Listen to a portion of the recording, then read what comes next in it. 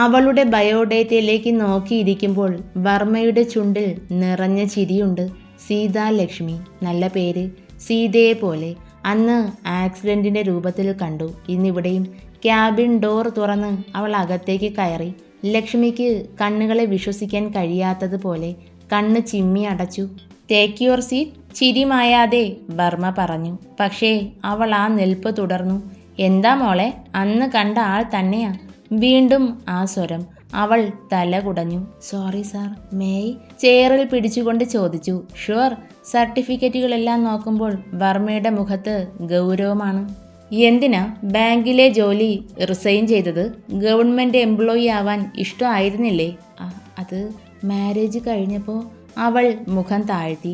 വർമ്മയുടെ കണ്ണുകൾ ചുരുങ്ങി. ഓ, പ്രഗ്നൻ്റ് ആയപ്പോൾ ബുദ്ധിമുട്ട് കാരണം റിസൈൻ ചെയ്തതാണോ? ഏയ് അല്ല സാർ. ആ സമയത്ത് അവളുടെ കണ്ണുകൾ നിറഞ്ഞു. വാക്കുകൾ തൊണ്ടക്കുഴിയിൽ തന്നെ നിന്നുപോയി. ഇറ്റ്സ് ഓക്കെ, പേഴ്സണൽ കാര്യങ്ങൾ ചോദിക്കുന്നില്ല. സോറി. അയാൾ അവളെ നോക്കി പുഞ്ചിരിച്ചു. ഓഫീസൊക്കെ ലക്ഷ്മിക്ക് ഇഷ്ടമായോ? ആ, ഇഷ്ടമായി. 200ഓളം പേരാണ് ഇന്ന് ഇൻ്റർവ്യൂ അറ്റൻഡ് ചെയ്തത്. ഇതിൽ ഒരാളെയല്ലേ സെലക്ട് ചെയ്യാൻ സാധിക്കൂ? അത് സാരമില്ല സാർ, എനിക്ക് ചാൻസ് കിട്ടില്ലെന്ന് നന്നായിട്ട് അറിയാം. ടാലൻ്റ് ഉള്ളവരെ തന്നെയാണ് പരിഗണിക്കേണ്ടത്.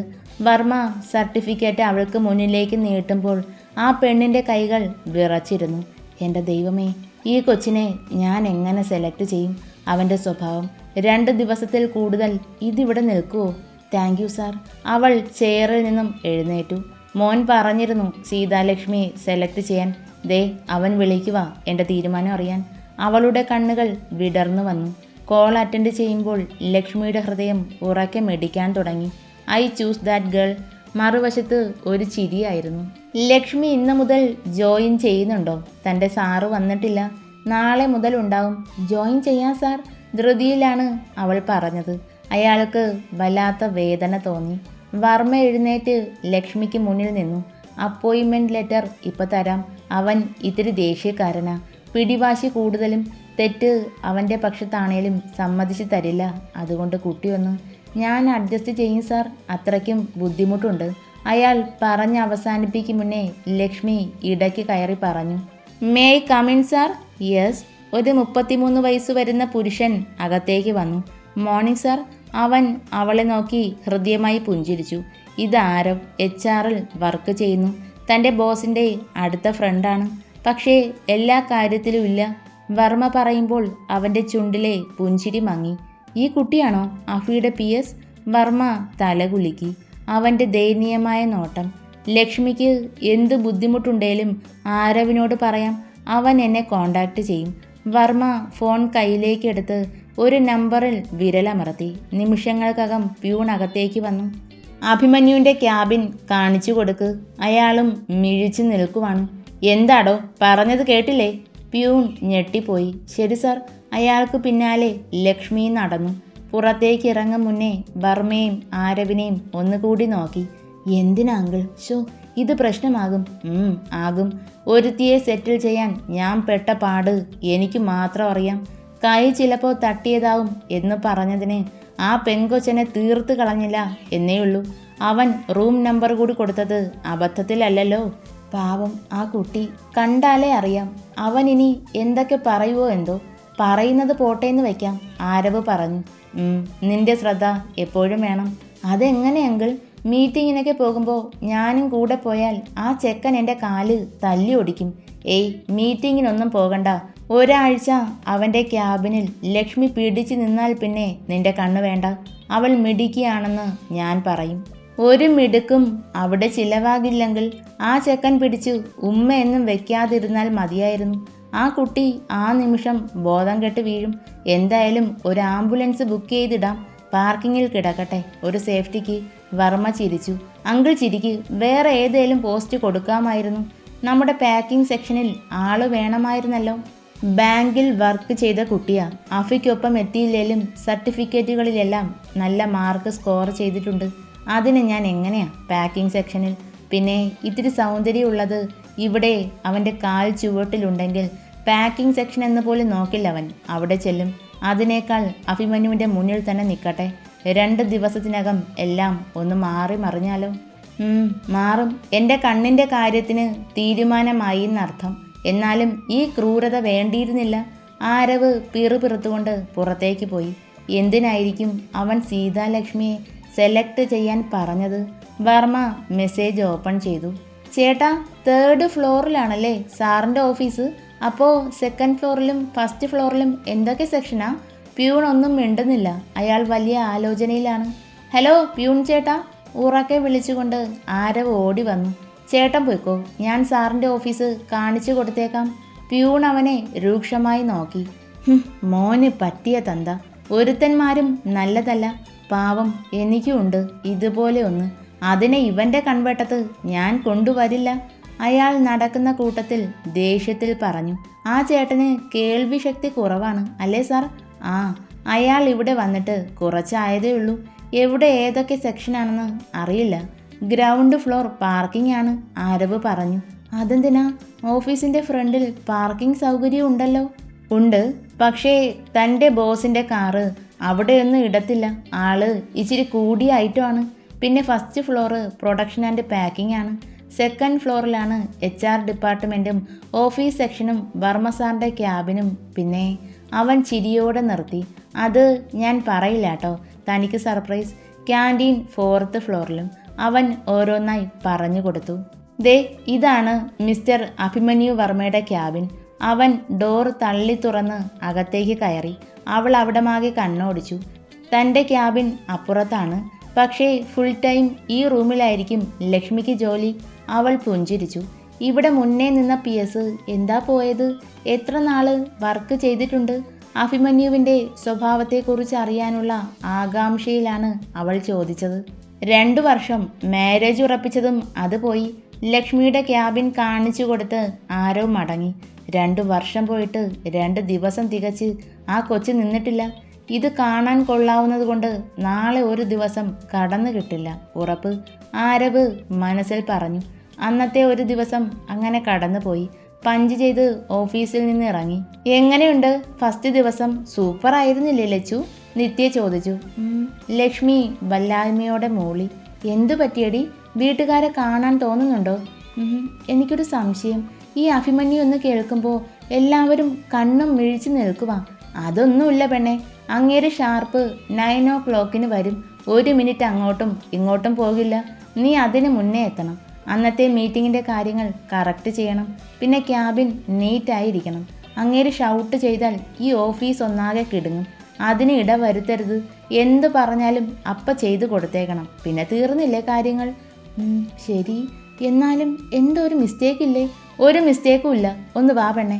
ലക്ഷ്മിയുടെ കൈയും പിടിച്ച് ഫുട്പാത്തിലൂടെ നടന്നു. രാത്രി ഫുഡും കഴിച്ച് നിത്യ TV-യിലെ പരിപാടികളിൽ കണ്ണും നട്ടിരുന്നു. ലക്ഷ്മി പുറത്തുനിന്ന് അകത്തേക്ക് കയറി മുൻവാതിലടച്ചു. നിത്യ, ദാ നിന്റെ ഫോൺ. അവൾ ലക്ഷ്മിയുടെ കയ്യിൽ പിടിച്ച് അടുത്തിരുത്തി. വീട്ടിലെല്ലാവർക്കും സന്തോഷമായോടി? എല്ലാവരും ഹാപ്പി. സിദ്ധൂട്ടൻ്റെ സന്തോഷം, അതാ എനിക്ക് പേടി. എന്ത് പേടി? ഈ അഭിമന്യുവിനെ കാണുന്നത് വരെ എനിക്കൊരു സമാധാനവും കാണില്ല. നിനക്ക് ബോസിനെ കാണണം, അത്രയല്ലേ ഉള്ളൂ. ദേ ഇപ്പോൾ കാണിച്ചു തരാം. അവൾ ചാനൽ മാറ്റാൻ തുടങ്ങി.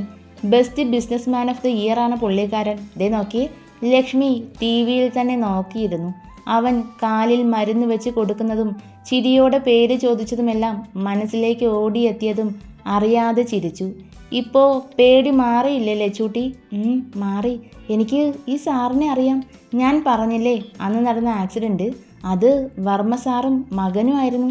ഇന്ന് എന്നെ അപ്പോയിൻ്റ് ചെയ്യാൻ പറഞ്ഞതും ഈ സാറാ. നാളെ കാണുമ്പോൾ ഒരു താങ്ക്സ് പറയണം.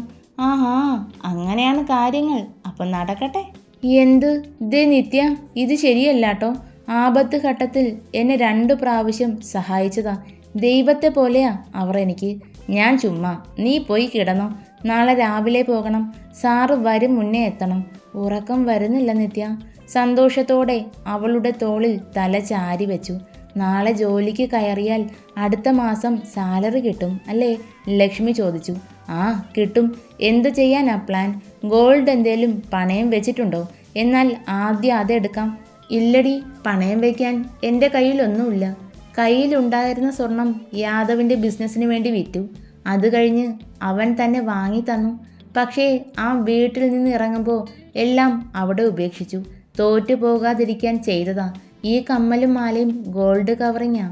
എന്നാൽ നമുക്ക് 3 മാസത്തെ പൈസ വെച്ച് ഒരു കുഞ്ഞു മാല വാങ്ങാം, എന്താ? നിത്യ പറഞ്ഞു. വേണ്ട, ഇനി ചിലവ് ചുരുക്കണം. സിദ്ധൂട്ടൻ്റെ സർജറിക്ക് കാശ് സേവ് ചെയ്യണം. അത് കഴിഞ്ഞ് അവനെ പഠിപ്പിക്കണം. നല്ലൊരു ജോലി, അവൻ സന്തോഷത്തോടെ ജീവിക്കണം. നിത്യ അവളെ തന്നെ നോക്കിയിരുന്നു. ലച്ചു, നമ്മൾ ഒരേ പ്രായമാണ്. നിനക്ക് ഒരു ജീവിതം വേണ്ടേടി.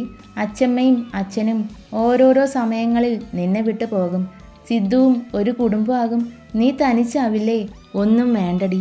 അവൾ പെട്ടെന്ന് എഴുന്നേറ്റ് റൂമിലേക്ക് കയറി. ഡോർ അടയ്ക്ക് മുന്നേ നിത്യയെ നോക്കി.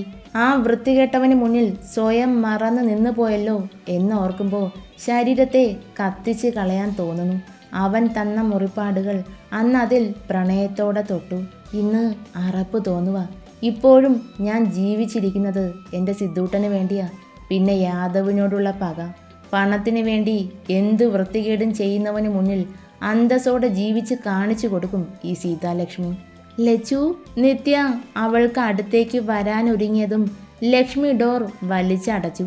Sir, lemon tea. തലയിൽ അമർത്തി പിടിച്ച് സെറ്റിയിൽ ചാരി കിടക്കുമ്പോൾ സെർവൻറ്റിൻ്റെ സ്വരം. വർമ്മ കണ്ണുകൾ തുറന്ന് അവരെ നോക്കി പുഞ്ചിരിച്ചു. താങ്ക്സ്. ചായ വാങ്ങി കുടിച്ചു. അഭിമന്യു വന്നോ? ഇവിടെ ഇരുന്ന് മയങ്ങിപ്പോയി. വന്നു സാർ, പൂളിലേക്ക് പോയി. കയ്യിൽ ഒരു ബോട്ടിലും ഉണ്ടായിരുന്നു. വീട്ടിൻ്റെ 3ാമത്തെ നിലയിലാണ് പൂൾ. അയാൾ സ്റ്റെപ്പുകൾ ഓടിക്കയറി. Hi daddy. അവൻ നീന്തുവാണ്. അയാൾ ആദ്യം നോക്കിയത് ബോട്ടിലാണ്. അടുത്ത് ഒരു ഗ്ലാസ്സും ഉണ്ട്. ഭാഗ്യം, കഴിച്ചിട്ടില്ല. അഭി. അച്ഛൻ്റെ വിളി കേട്ടതും നീന്തി അടുത്തേക്ക് വന്നു. പറഞ്ഞോ, ഇപ്പം ഞാൻ ഫ്രീ ആണ്. അവൻ്റെ മുഖത്തെ പുഞ്ചിരിയിൽ നോക്കി നിന്നു. എൻ്റെ തെറ്റാ. ഞാൻ കാരണമാ എൻ്റെ മോൻ ഇങ്ങനെ ആയത്. ഇന്ദുവിന് മുന്നിൽ ഒന്ന് തോറ്റ് കൊടുത്തിരുന്നേൽ വർഷങ്ങളോളം സെപ്പറേറ്റായി ജീവിക്കേണ്ടി വരില്ലായിരുന്നു. അച്ഛനോടൊപ്പം മകൻ പോയാലോ എന്ന പേടിയിൽ അവൻ്റെ ഇഷ്ടത്തിന് വിട്ടുകൊടുത്തു. ഇപ്പതേ സ്വഭാവം ഇങ്ങനെയുമായി. ഡാഡി, എന്താ ആലോചിക്കുന്നത്? അഭിമന്യു തോളിൽ പിടിച്ചതും അരികിൽ നിൽക്കുന്ന മകനെ തല ഉയർത്തി നോക്കി. നിന്റെ നീന്തൽ കഴിഞ്ഞെങ്കിൽ എനിക്ക് കുറച്ച് സംസാരിക്കാനുണ്ട്. കഴിഞ്ഞു. പിന്നെ അവളെക്കുറിച്ചാണോ പറയാനുള്ളത്? ആ, എനിക്കറിയാലോ. നമുക്ക് നോക്കാം. ഡാഡി അതോർത്ത് തല പുകയ്ക്കണ്ട. ഓക്കെ ആണേ? വർമ്മയ്ക്ക് ഒരാശ്വാസം തോന്നി. രാവിലെ ഓഫീസിൽ വന്ന് അവൻ്റെ ക്യാബിൻ ക്ലീൻ ചെയ്ത് ടേബിളെല്ലാം ഒതുക്കി വെച്ചു. ലക്ഷ്മി, തൻ്റെ ബോസ് വന്നിട്ടുണ്ട്. ഡോർ കുറച്ച് തുറന്ന് തല മാത്രം അകത്തേക്കിട്ട് ആരവ് പറഞ്ഞതും എല്ലാം ഒന്നുകൂടി നോക്കിക്കൊണ്ട് ഓടി പുറത്തിറങ്ങി. താനൊരു കാര്യം ചെയ്യ്. HR-ൽ എൻ്റെ ടേബിളിൽ അഭിമന്യുവിനെ കാണിക്കാനുള്ള 2 ഫയൽ ഇരിപ്പുണ്ട്. JN ഫാബ്രിക്സിൻ്റെ. അതൊന്ന് എടുത്തിട്ട് വാ. അവൾ 2nd ഫ്ലോറിലേക്കുള്ള സ്റ്റെപ്പ് ഇറങ്ങിയതും ലിഫ്റ്റ് തുറന്നതും ഒരേ സമയത്താണ്. വന്നു. ലക്ഷ്മിയുടെ കാലൻ വന്നു. എന്താ ഒരു ഇളി? അടുത്ത് വന്ന് അഭി ചോദിച്ചതും ആരവ് ചുമൽ കുലുക്കി. എൻ്റെ PS എവിടെ? ഇനിയും വന്നില്ലേ? വന്നു. എൻ്റെ ക്യാബിനിൽ പോയേക്കുവാ. 2 ഫയലിൽ നിന്റെ സൈൻ വേണം, അതെടുക്കാൻ. അവൻ ചെയറിൽ ഇരുന്നു കൊണ്ട് ഒന്ന് കറങ്ങി. ഈ റൂമിൽ നല്ല മണമാണല്ലോ. അതെന്തിൻ്റെയാ? എന്തായാലും പെർഫ്യൂം അല്ല. ദൈവമേ, എണ്ണയുടെ മണം വരെ പിടിച്ചു. ഇവൻ വല്ല പോലീസ് നായോ മറ്റോ ആയി ജനിക്കേണ്ടതായിരുന്നു. May I come in sir?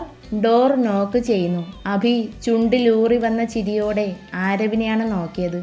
ആളെ നിനക്ക് ഇഷ്ടായോടാ? ദേ, എൻ്റെ സ്വഭാവം മാറ്റിയേക്കരുത്. അത് ഒരു പാവം കൊച്ചാ, ജീവിച്ചു പോയിക്കോട്ടെ. Yes, come in. അവൾ അകത്തേക്ക് കയറിയതും അഭി മുഖം ചുളുക്കി. അവളെ അടിമുടി നോക്കി. ലക്ഷ്മിയുടെ ചുണ്ടിൽ ഒരു ചിരി വിരിഞ്ഞു. Who is this? പെട്ടെന്ന് അവൻ ചോദിച്ചതും അവളുടെ നെഞ്ചൊന്ന് പിടച്ചുപോയി. അഭി, ഇതാണ് നിന്റെ PS. ഇവളോ? ഡാഡിക്ക് വട്ടായോ? ലക്ഷ്മി അവൻ്റെ മുഖത്തേക്ക് നോക്കി അമ്പരന്ന് നിൽക്കുവാണ്. അവൻ ലാപ്പിൽ അവളുടെ ബയോഡേറ്റയാണ് തപ്പിയത്. സീതാലക്ഷ്മി, ഏജ് 25. ക്വാളിഫിക്കേഷൻ എല്ലാം ചെക്ക് ചെയ്തുകൊണ്ട് പതിയെ ശാന്തമായി ചെയറിലിരുന്നു. ആരവ്, നീ പോയിക്കോ, ചെറു ചിരിയോടെ പറഞ്ഞു. എടാഫി. അവൻ കണ്ണടച്ച് സീറ്റിൽ ചാരി കിടന്നതും ആരവ് ലക്ഷ്മിയെ നോക്കി പുഞ്ചിരിച്ചുകൊണ്ട് പുറത്തേക്കിറങ്ങി.